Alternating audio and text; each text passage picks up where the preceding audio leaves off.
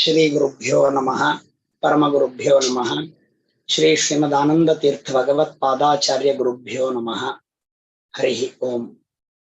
ವಸುದೇವ ಸುತಂ ದೇವಂ ಕಂಸ ಚಾಣೂರಮರ್ದನಂ ದೇವಕೀ ಪರಮಾನಂದಂ ಕೃಷ್ಣಂ ವಂದೇ ಜಗದ್ಗುರುಂ. ವಿದೋಷ ಭಾಶ್ಚಿಂತಿತ ಸನ್ಮನೋರಥ ಪ್ರದ ಸುಧೀಮಂಡನ ಮಂಡನಾಯಿತಃ ಸದಾ ಮಮ ಅಜ್ಞಾನತಮೋ ವಿನಾಶಕಃ ಶ್ರುತೀಶ ಚಿಂತಾಮಣಿರಸ್ತು ಭೂತಿತಃ. ಶ್ರೀ ಗುರುಭ್ಯೋ ನಮಃ. ಹರಿ ಓಂ. ಹರಿ ಓಂ. ಹರಿ ಓಂ. ಪರಮ ಪವಿತ್ರವಾದ ಕೃಷ್ಣಾಷ್ಟಮಿಯ ಪುಣ್ಯ ಸಂದರ್ಭದಲ್ಲಿ ಕೃಷ್ಣ ಪರಮಾತ್ಮನ ಒಂದು ಸಂದೇಶ, ಸನಾತನ ಧರ್ಮದ ರಕ್ಷಣೆಗೆ ಶ್ರೀಕೃಷ್ಣನ ಸಂದೇಶ ಎನ್ನುವಂತಹ ವಿಷಯವನ್ನು ಕುರಿತು ಶ್ರೀಮತಿ ಹರಣಿ ಪಗಡಾಲ್ ಇವರಿಂದ ಪ್ರವಚನ ಕಾರ್ಯಕ್ರಮವನ್ನು ಶ್ರುತೀಶ ಸೇವಾ ಸಮಿತಿ ಚಾರಿಟೇಬಲ್ ಟ್ರಸ್ಟಿನ ವತಿಯಿಂದ ಆಯೋಜಿಸಲಾಗಿದೆ.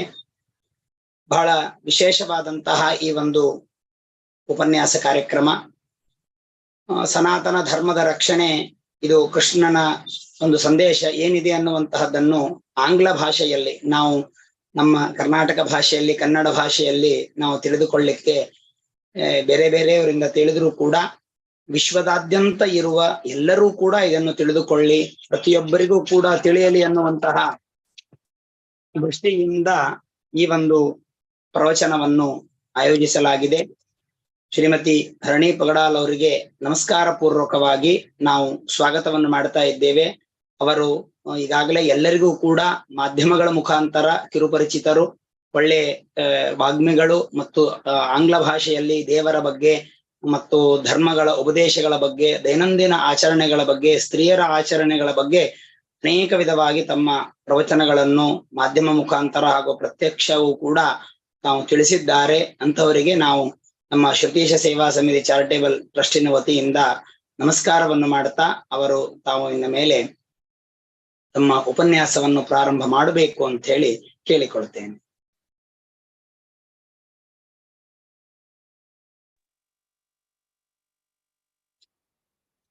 ಶ್ರೀ ಗುರುಭ್ಯೋ ನಮಃ.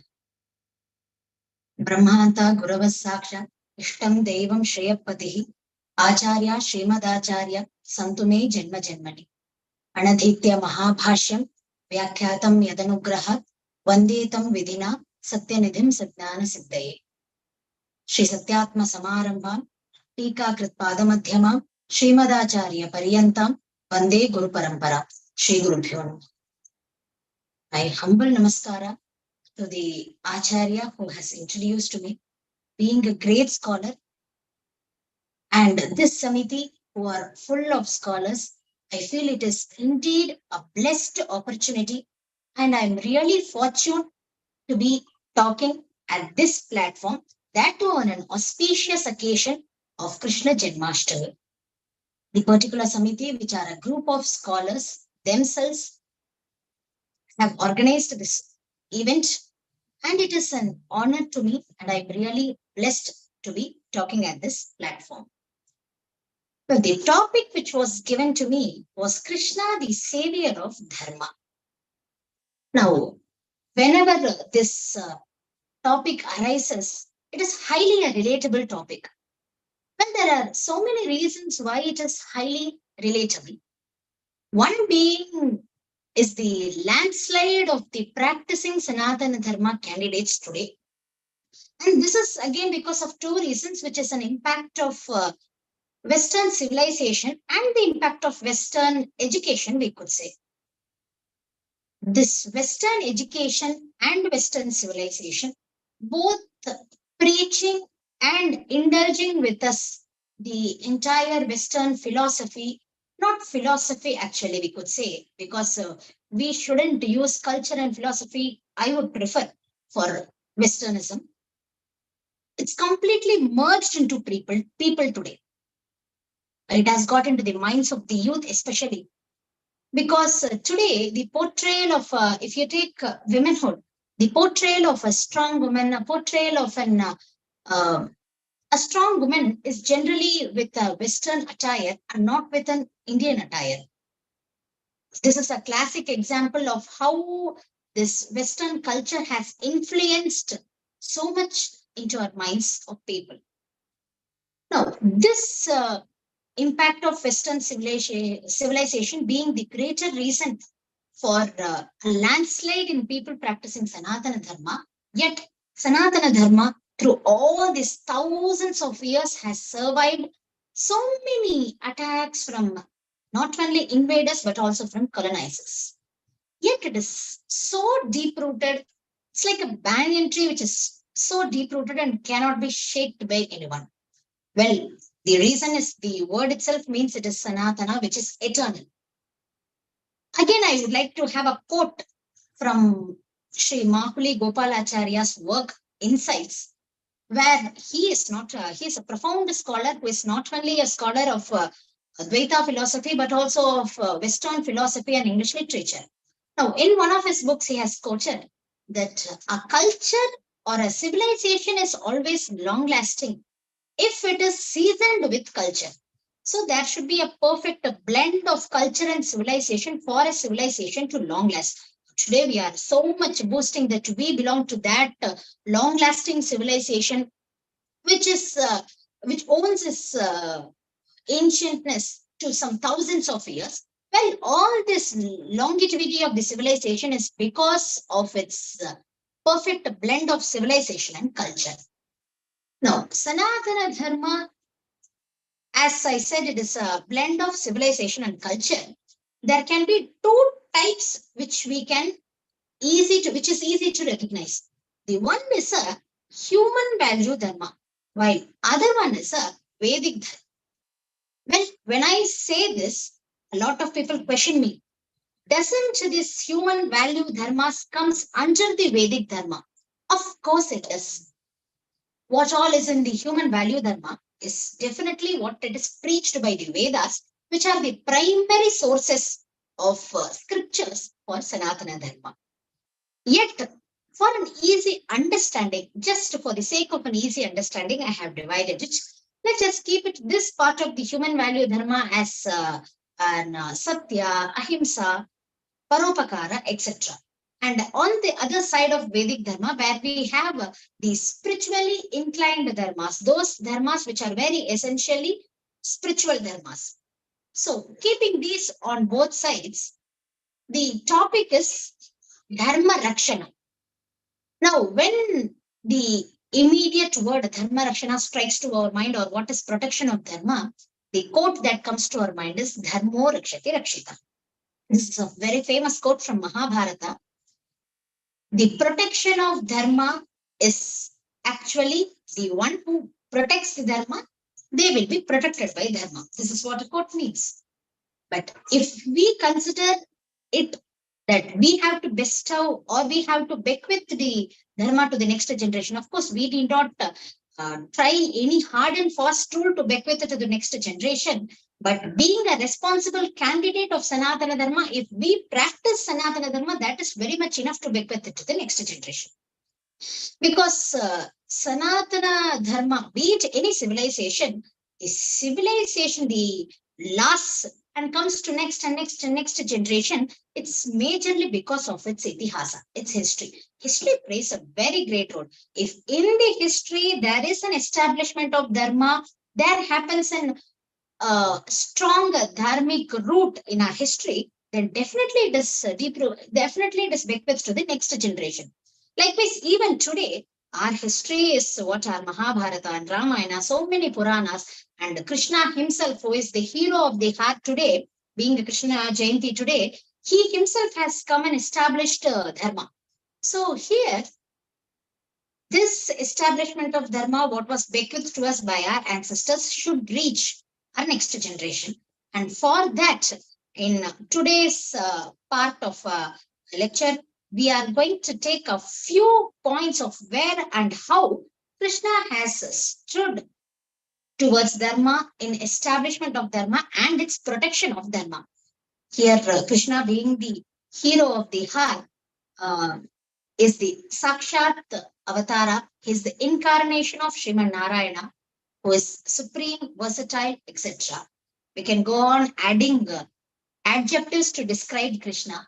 And through the entire avatara, from the time he incarnated in the jail and until he reached Parandama, he has shown us, he has advised us so many values, be it human values and dharmic values throughout this avatar.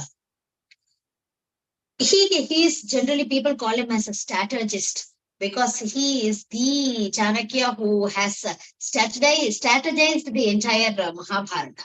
But rather, it is taking it as a strategy, it is his avatara, it is his sandesha, what we call as advice, that is very important. And here we'll take a small incident of Krishna's Mahabharata to enter into the topic. Now, the entire situation is happening at the start of the war, the Great War of Mahabharata. The Great War of Mahabharata is going to commence from here. On one side are the Pandavas, the Akshohini Sainya of the Pandavas. They are armed with 7 Akshohini Sainyas. On the other side is the Kauravas. They are armed with 11 Akshohini Sainyas.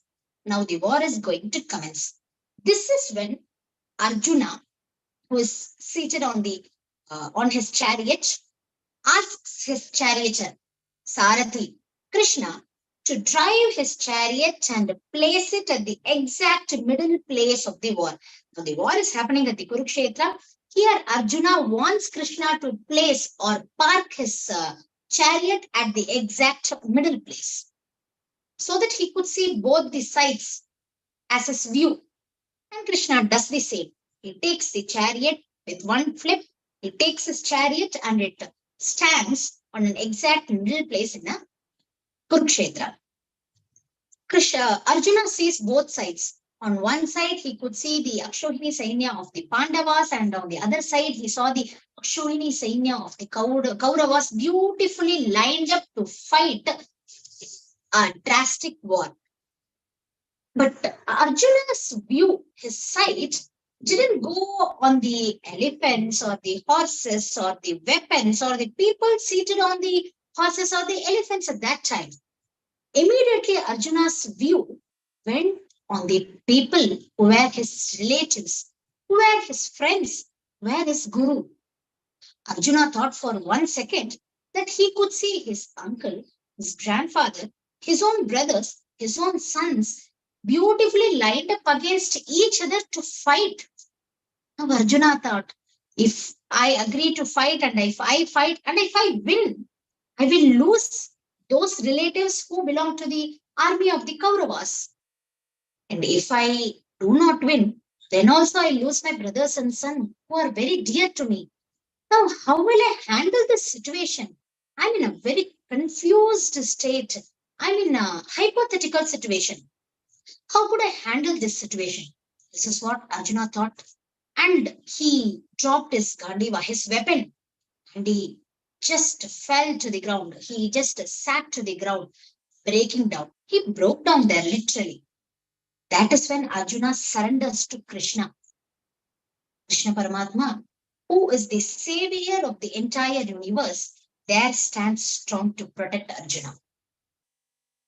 Arjuna says, Krishna, I don't know what to do now. On one side, it's my brothers and sons who are my dear ones. And on the other side, my guru, my sons of gurus. It's my relatives again, who are also my dear ones.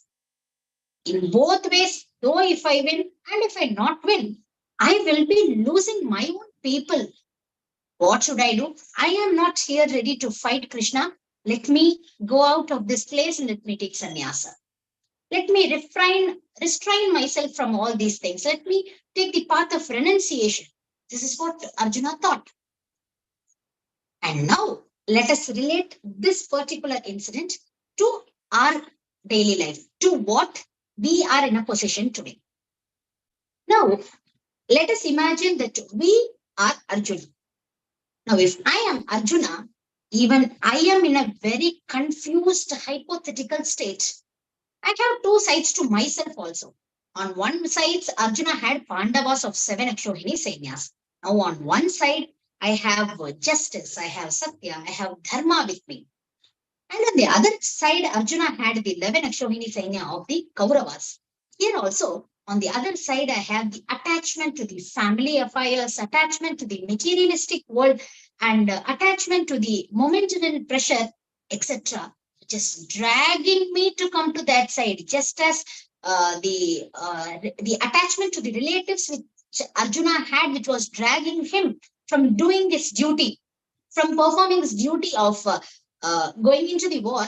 Here also, this attachment to the family and the materialistic affairs and influenced by the momentary pressure, it is completely dragging me to that side. Whereas on my other side, I have these valuable gems of 7 Akshauhini Sainyas, like I have justice, Satya, and I have Dharma, which is spirituality, which is also on my one side.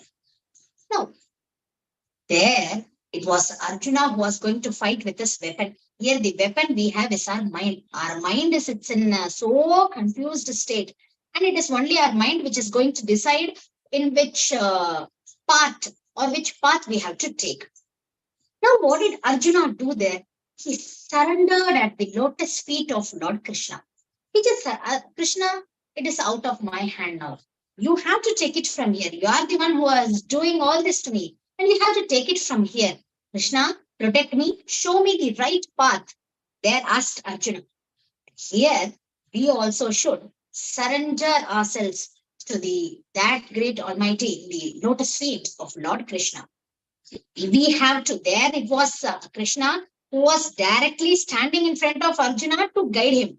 Here also Krishna is there with us. But the only thing is he is not visible to our eyes. We are not so Saubhagya. We do not have that Saubhagya, that fortune to view Krishna, right? So here we also have Krishna in the form of our gurus, in the form of the Shastras that we have, in the form of the scriptures that we have, in the form of the Bhagavad Gita, in the form of the Bhagavata, we have Krishna with us.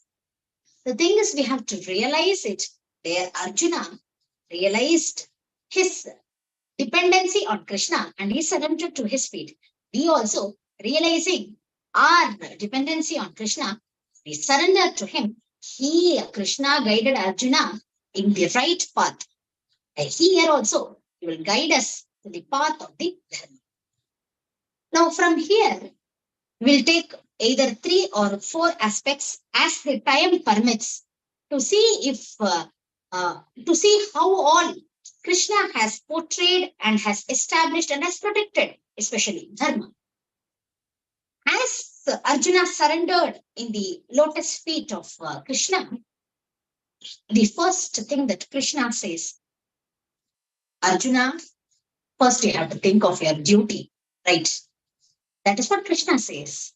Swavihita vritya bhaktya bhagavad aradhanameva paramo dharma tat viruddha sarvopi adharmaha.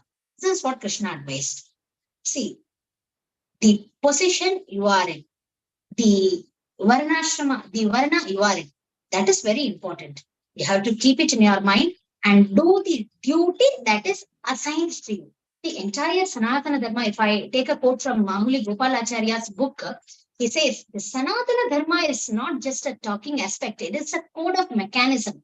It is a duty which is on each and every soul.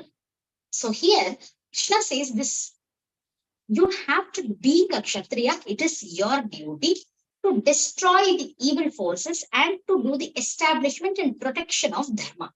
So you are here to protect the Dharma and it is your supreme duty. You being the Kshatriya should not get attached to what you are, you should not get attached to the affection of those relatives and all, and should just think and perform your duty. Now, Arjuna, what is your duty? It is your duty to follow your Varnashrama Dharma. So you are a Kshatriya, you have to go and fight.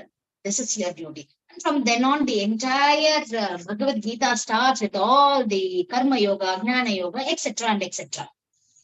Now, this Bhagavad Gita is not that Krishna has advised only for Arjuna, and it applies only to Arjuna.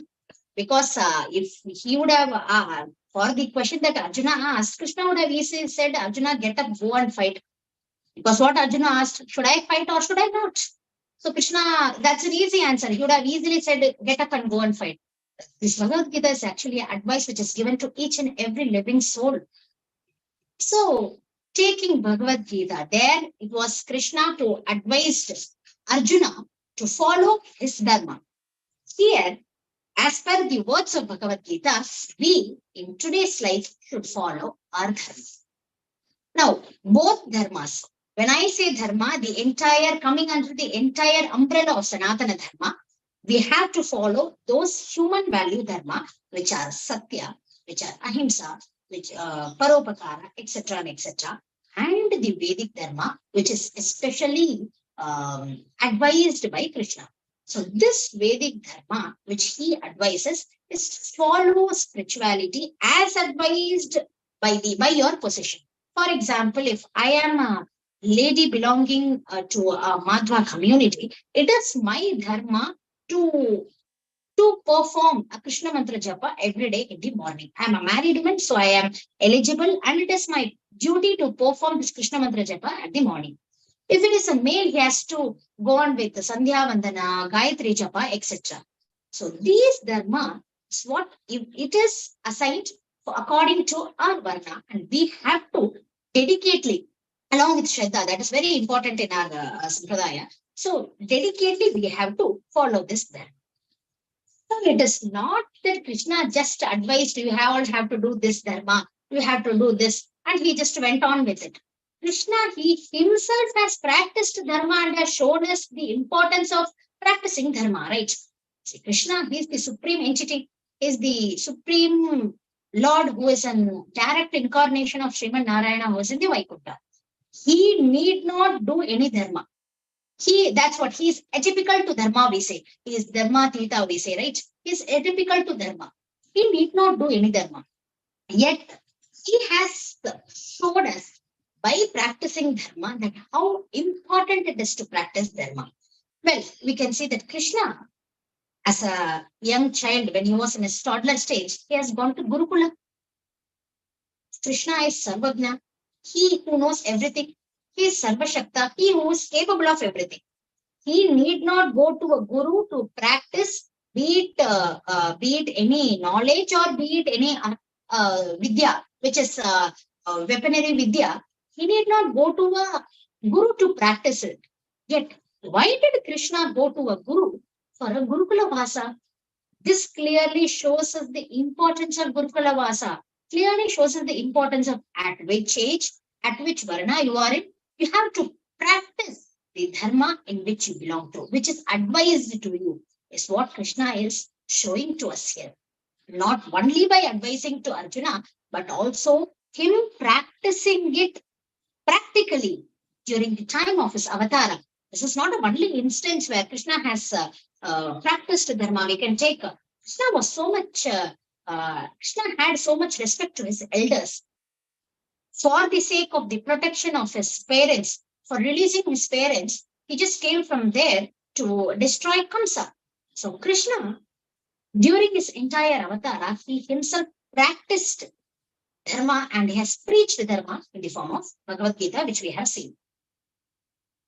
Now, from here, when I say this story to earlier, Krishna instigated Arjuna to fight the war. So that is when, as per the words of Krishna, Arjuna decided to start the war and he goes and fight, and so many life loss and so many blood stains happen everywhere, which is well-known story of Mahabharata. A lot of people question this Krishna was very violent. He has propagated this his nature of violence by instigating Arjuna to fight the war. Arjuna was not in a mind to fight the war. Krishna could have easily avoided the entire war, so much of life loss, etc. But he rather took a different modus operandi of advising Arjuna to fight the war. Isn't it the violence that Krishna propagated? This is a popular question which arises to popular question. It's not a question actually. It is a popular accusation that arises on Krishna. Well, Krishna actually ordered or asked Arjuna to go for war at a situation when the atrocity of these Kauravas reached its highest point. It reached its pinnacle. That was when Krishna asked to fight. Krishna doesn't encourage violence, that too for an ordinary reason or for no reason. That he doesn't do. This we can relate to his incident, Balya incident, which is in his childhood. Now, Krishna was a very small child. He was at the house of Nandagopa. To kill Krishna, Kamsa had sent so many asuras. And one of the person who came, she was a lady, she was Putana. She disguised herself in the form of a beautiful woman. She was a Rakshasi. If they would have recognized her as a Rakshasi, they would not have allowed her to enter the city. But rather, she got disguised herself as a beautiful woman and entered the place. Krishna very well knew that the lady who was coming to kill him. He knew it. He could have killed her at the entrance of the city itself. He is capable of doing it, but he didn't opt that modus operandi. She entered the place. She entered his house. She even lifted him and placed him on her lap. Putana placed Krishna on her lap. At least at that time, he could have kicked her out. She would have gone and fell and dead. But he didn't do it. He waited until she feeds him with venomous milk, with poisonous milk. But when she had a courage and she started to feed him with the poisonous milk, that is when Krishna killed this lady, Putana. This is what Krishna has shown me, this on the aspect of Ahimsa. He doesn't kill anyone just for the reason that they are coming to attack. He waited until she came to feed him with that poisonous milk. That is when he replied her with the punishment of death. Krishna's peace talk is very famous. In Mahabharata, we have this incident which comes after the Virata Parva, where these Pandavas have successfully completed the 14 years of Vanavasa and exile, etc. So that is when these Pandavas were ready to acquire their own position of what is eligible to them, what is illegal to them. So their own position of the Rajya. So they were ready to fight also. But Krishna says, no, this is not the time. Let us first go and make a peace talk. These are the words of Krishna. He says, let us go and make the peace talk. Let us talk with Duryodhana. We'll send someone to talk with Duryodhana who will not instigate or enrage Duryodhana too. He should talk a little slowly, not enraging Duryodhana. We will ask for our own place. That doesn't apply, then we will go and fight. This is what the strategy of Krishna was. He was ready for a peace talk. He himself went when they could not find some person who could go and talk peacefully with Duryodhana. It was Krishna who went and talked with Duryodhana. As usual, it was an unsuccessful attempt as Duryodhana was so evil, and then the war took place. But today, people are accusing Krishna of propagating violence, where rather he was the one who was on the side of Ahimsa. But this doesn't mean the Sanatana Dharma is a pacifist civilization. It's a Kshatriya spirit which has been there in the Sanatana Dharma from time immemorial. It is there today too. But today it is in a closed room format where the channelization of the Kshatriya spirit today is not done by many, or it has almost become impossible for a few to do so. But rather, this Kshatriya spirit has been in our Sanatana Dharma from time immemorial. And there is no need to portray Sanatana Dharma as a pacifism speaking religion also. Now, along with all this Ahimsa and Paropakara that Krishna has shown, there is another way Krishna took to establish or to advise Dharma. Krishna advised Dharma through some of the means. The one was Krishna advised Dharma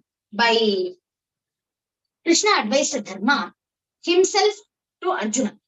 There was another means through which Krishna he practiced Dharma and through which people learned it is important to practice Dharma.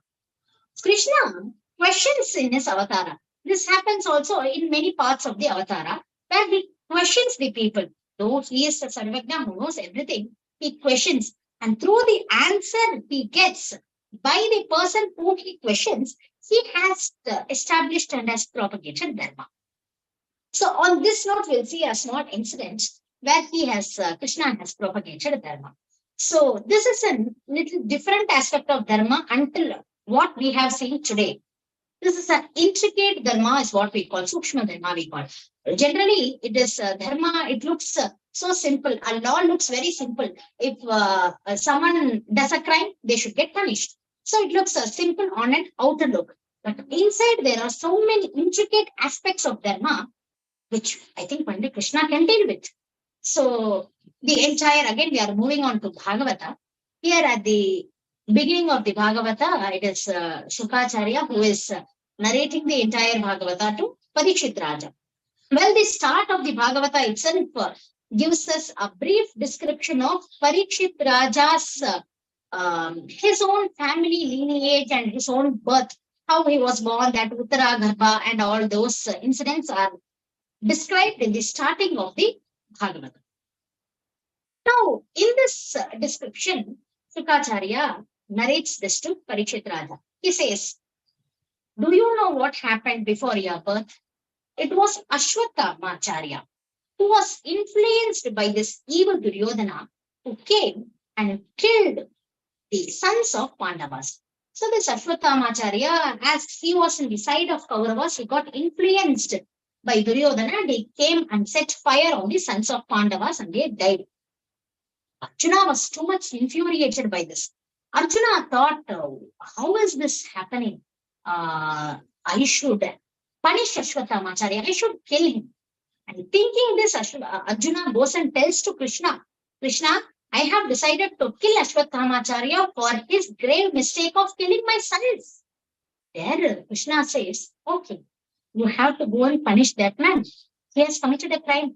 He has committed a crime of killing your sons. That too, they were not on a war. You are not fighting a war and he has killed him. They were actually sleeping. This Ashwatthama, he killed those sons of Pandavas who were actually sleeping, which is a grave mistake. You go and kill him. This is actually what Krishna says at the beginning. Then Arjuna goes, he captures, withholds Ashwatthama, brings him and puts in front of Draupadi. It was a sabha and he puts him in front of Draupadi. There Draupadi says, Arjuna, it is a right fact that he has killed our sons. But the thing is that he is a Brahmana. A Brahmana should not be killed. The punishment given to a Brahmana, he should be punished. I agree to your opinion of the fact that he should be punished. Yet he has committed a crime. But it is not that he should be killed because he is a Brahmana. When Draupadi says these words, here the Krishna agrees to it. There Krishna to Arjuna, when he asked first, what did he say? He said that no, I will, it is your right, you have all the rights to kill Ashwatthama. Now Krishna, when Draupadi says these words, Krishna says, okay, right, yeah, you are saying it right, he is a Brahmana, he should not be killed. Now Arjuna thinks, Krishna, you are the one who told me that Ashwatthama should be killed. Now you are saying, taking the side of Draupadi, saying that he should not be killed because he is a Brahmana. What do I do now? When Arjuna asked, that is when the intricate dharma, what I call the sukshma dharma, is revealed by Krishna. So Krishna says, Arjuna, it is a right fact that those who kill innocent people should be killed. And you have all the authority to kill because you are a Kshatriya. But the point is that this Ashwatthama is a Brahmana. So Brahmanas, the punishment given to the Brahmana is never killing them. But I will say something which is equivalent to killing a Brahmana, which is almost equal to killing a Brahmana. It is nothing else but humiliation. If you humiliate a Brahmana, it is like killing a Brahmana. It is like their death. You humiliate them either by your words or you send them out of your country. It is like killing a Brahmana. So you do not kill him with your weapons, war, but you kill him by humiliation and avamana to Brahmana. That is when Arjuna plucks off the gem which was on the head of the Ashwatthama and drives him out of the country. So this is a intricate dharma that has been advised by Krishna. Now Krishna, along with advising, he has also played some of the play or what we called a game through which he gives us dharmic values, so many values of dharma. And one such is what we are going to say now.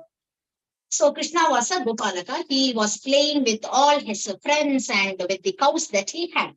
So once when he was playing, one of the Gopalaka came there. He said, Krishna, there is a well here, and there is a big chameleon. You all know this animal chameleon, which changes its color as per the ground in which it flows with. So there is a big chameleon in the well. Krishna, you just go and take a look. That is when Krishna, along with his some of his friends, goes and he peeps into the well. And Krishna finds a big chameleon which rests there. Krishna asks, who are you? That is when the chameleon says, Krishna, I was actually a king in my previous birth. I was a king. I was very dharmic. I once offered a cow to a brahmana as a dana. But my fortune was very bad. Unfortunately, that cow, it came back to my palace and it got mixed with the cows which I had in my palace. So again, the next time when I offered something to a brahmana, to another brahmana as a dana, I offered the same cow. Now what happened? The first brahmana whom I offered the cow, he came back. He asked me, give me that cow which you gave it to me. Unfortunately, I was unable to deliver what that brahmana had. So I got a curse of this chameleon and I am living here. And it is with your darshan that I am now changed to a human form. So this is the dharma, which of course Krishna doesn't advise this dharma, but Krishna, by asking the question, who are you, makes the chameleon speak out of the dharma. Now, what is the dharma that the chameleon has said to us? It is saying that we should not aspire or desire for someone else's belongings.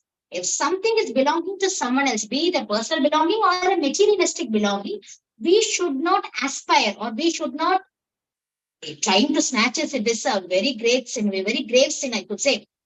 We should not even desire for someone else's belonging. That will lead us to some 60,000 years of being born as an insect, that too in the feces of a human being. So such a grave sin is expecting or desiring for someone else's belonging. If something is belonging to someone else, be it a land, be it a wealth, be it knowledge, or be it their own children, it is theirs. When we desire or try to snatch it from them, then it is a grave sin. And this dharma of not having a desire on others' belonging is a dharma. It is shown by Krishna. Yet, he doesn't advise it here. He makes chameleon say it because Krishna knows what the chameleon was in its previous birth. Krishna also knows what it is in his next birth. Yet, he asked the question, who are you? Just to make the chameleon talk about the aspects. So, this is also a way Krishna has advised dharma to his entire avatar. And there is one more incident which can be related to it, because a Mahashivaratri incident on which Nanda Gopa, Yashoda, and so many children there, they accumulated at the river bank of the Saraswati river. They were observing some Mahashivaratri, whatever it is. That was when this Nanda Gopa was completely captured and coiled by a serpent. This was a very gigantic serpent who was coiled with.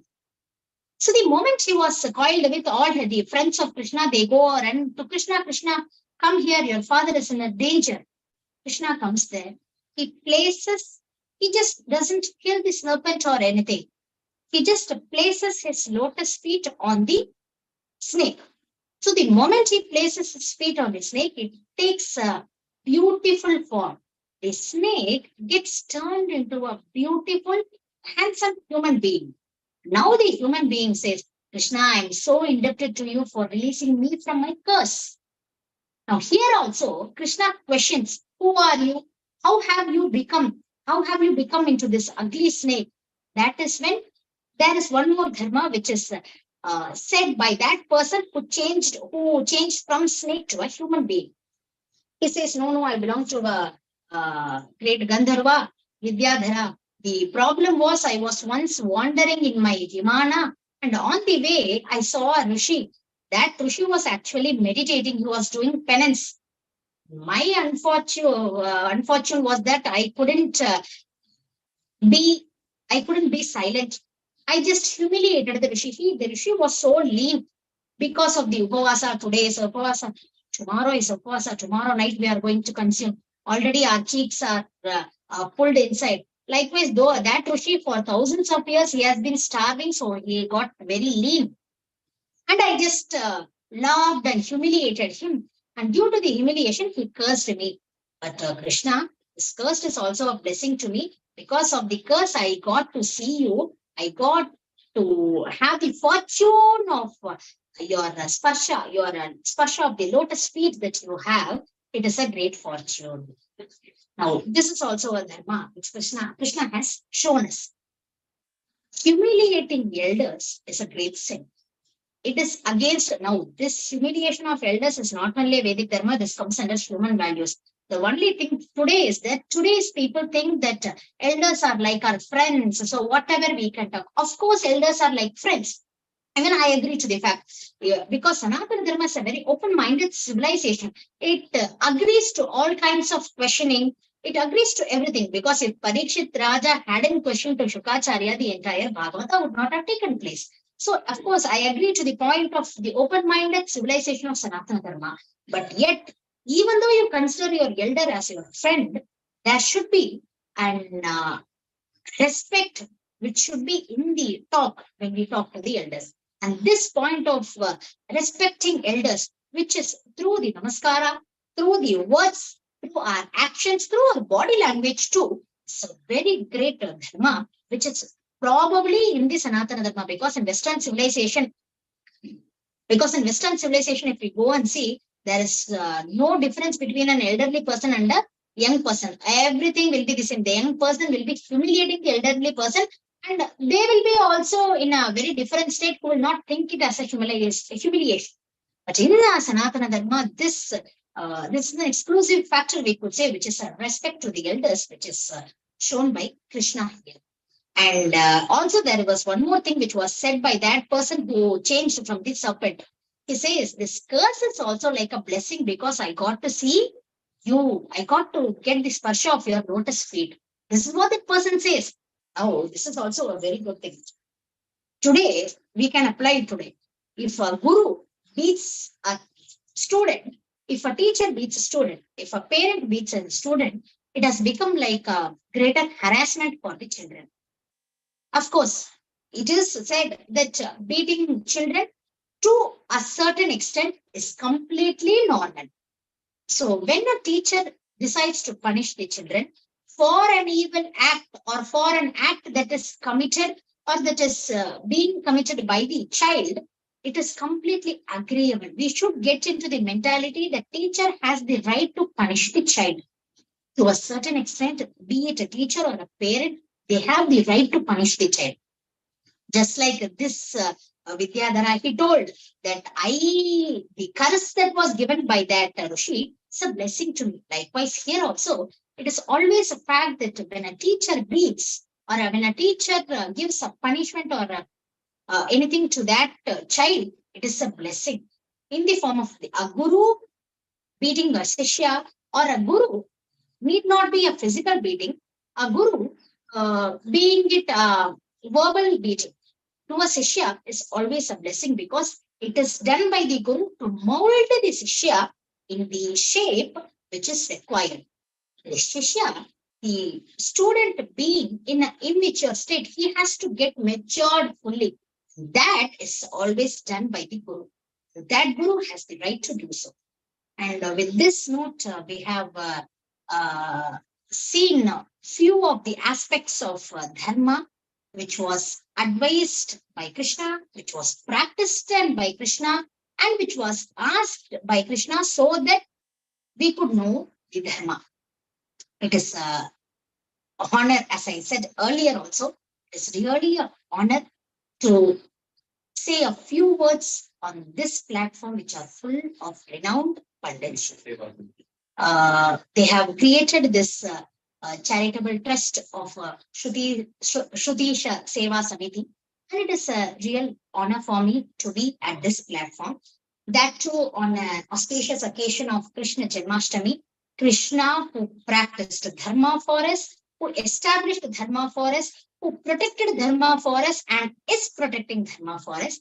So let us pray that Krishna today to protect it further, because today, because of the evil forces today, it is going to a diminishing side. Let us pray to him to protect it today. I would like to end these few words at the lotus feet, as a seva at the lotus feet of the Supreme Lord Shri Krishna. Because he himself has said in Bhagavad Gita that any karma, if the samarpana is not done, then the fruits of the karma are not eternally attained. So I would love to offer the seva at the lotus feet of the Supreme Lord. Whatever I have said, there are a lot of flaws in my particular speech of today, which is attributed to me, which is because of my ignorance. And whatever, if there are a few values associated to it, it is because of the Guru Anagraha, it is because of my Guru. So I would like to end this with this. Shri Krishna Arpanamastu.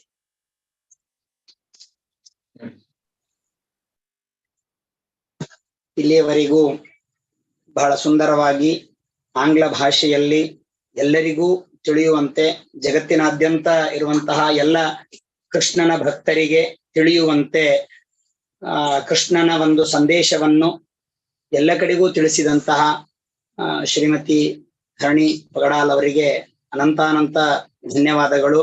ಶ್ರುತೀಶ ಸೇವಾ ಸಮಿತಿ charitable ಟ್ರಸ್ಟಿನ ವತಿಯಿಂದ ನಡೆಯುವಂತಹ ಈ ಚಾತುರ್ಮಾಸ್ಯ ನಿಮಿತ್ತ, ಕೃಷ್ಣಾಷ್ಟಮಿ ನಿಮಿತ್ತ ನಡೆಯುವಂತಹ ಈ ಒಂದು ಪ್ರವಚನ ಕಾರ್ಯಕ್ರಮದಲ್ಲಿ ನಮ್ಮ ಆಮಂತ್ರಣದ ಮೇರೆಗೆ ಬಂದು ಬಹಳ ಸುಂದರವಾಗಿ ಎಲ್ಲ ವಿಷಯಗಳನ್ನು ಕೂಡ ಸಂಗ್ರಹ ಮಾಡಿ ಕೃಷ್ಣನ ಸೇವೆಯನ್ನು ಮಾಡಿರುವಂತಹ ಶ್ರೀಮತಿ ಧರಣಿ ಪಗಡಾಲ್ ಅವರಿಗೆ ಅನಂತ ನಮಸ್ಕಾರಗಳನ್ನು ಸಲ್ಲಿಸ್ತಾ ಇದ್ದೇವೆ.